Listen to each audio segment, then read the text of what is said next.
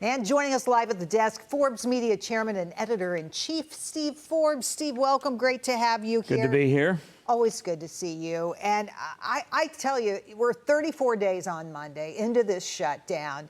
And Democrats, of course, their approval rating is in the toilet.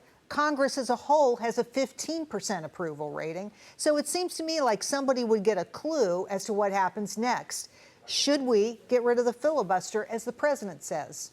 The answer is no, because we're going to need it someday when the bad guys get back in power. We're going to need the filibuster to stop bad things. Remember, in Biden's first term, we'd have had statehood for Washington, D.C., a lot of other bad things that were blocked by the filibuster. So we need that weapon in the future. And that's why our founders were very worried about absolute majorities. They wanted minority rights to be protected so we don't go lurching one direction and another direction.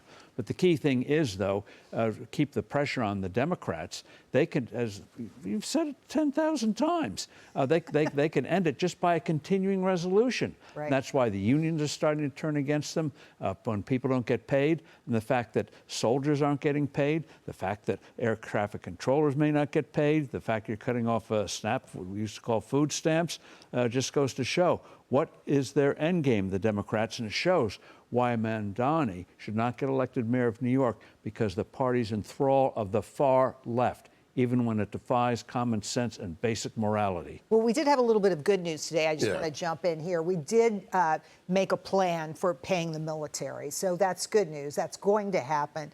But, you know, why we choose to pay for Congress at a time that no one else was getting paid, to me, was astonishing. Well, in terms of the military, we'll see if that ends up going really through. But the Republicans are willing to pass a bill to pay the military and other essential people. And who blocked it? The Democrats. And that's why, amazingly, you saw the clip the other day on CNN when one of their guests pointed out the Republican approval rating has gone up. They're shocked. How can this happen? It's not supposed to happen. Well, when you do dumb things, destructive things, voters react. You know what doesn't require an approval rating? A clean CR and the facts. And the Democrats have neither one of those on their side. They just refuse to do this. But going forward, there has to be a strategy here for the Republicans. They've got the truth on their side. They've got a clean CR. They're not going to blow up the filibuster. I know that's not going to happen. But what do the Republicans do next besides hold on till the Democrats buckle to Everett Kelly and the AFGE? He's the national president. He says, hey, I might lose workers if you guys keep this closed, because now they've given the power to the executive branch. Riff it away. Well, the fact of the matter is the federal government is actually shrinking in terms of a number of people employed, which is a real shock to them. They never thought it would happen.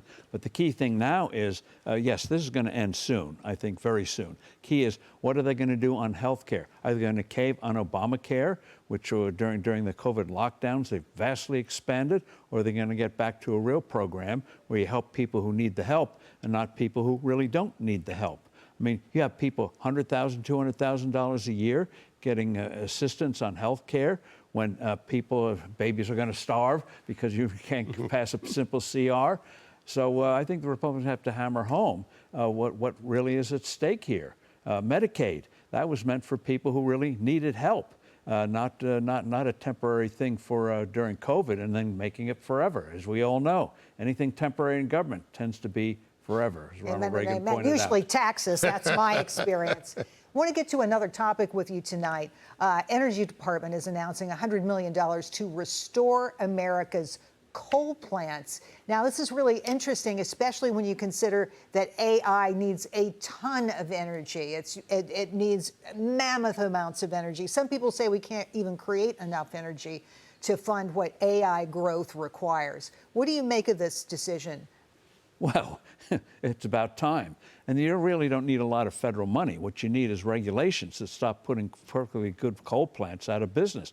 We have the technology in place to reduce emissions from coal plants. The world needs coal. It would be a huge export once again. And let's just start producing it, because we do. People can't fathom putting together the cleanest coal in the world. We have it. So let's exploit it. And Bill Gates now discovering the world's not going to come to an end. We're not always going to starve and drown in the next couple of years or years past. Why is that? Because he's in the business of suddenly needing a lot, AI suddenly needing a lot of energy. He's seen the light.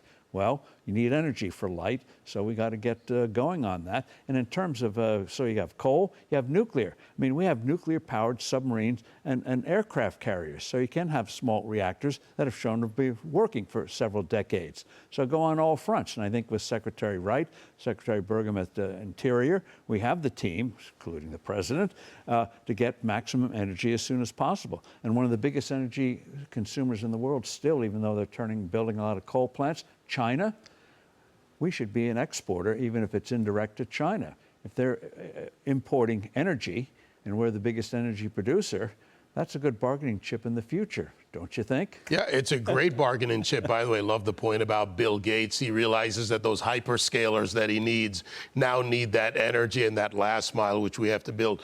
On the polar export, bears are still with us. yeah, well, look, we created the technology, anthracite coal, high energy output, recapture, right? We have that in the technology. We reduce those regulations, let the private market start selling wherever they go. It's going to be a boon for the working capital, for the economic cycle in this country, for the towns that need it in Western Pennsylvania, remember, all those Western areas. North Remember, it was the Carolina, private Virginia, sector. West Virginia. Remember, the private sector gave us fracking when most experts said it was impossible. Natural gas was once $15. Now it's down to $3 or $4. That's American ingenuity, and it comes from the private sector, not government bureaucrats. Take that, Bernie. All right, there you go. The man, the not a myth, the legend, Steve Forbes. You're the legends. I just followed what you tell me. Thank you, Steve.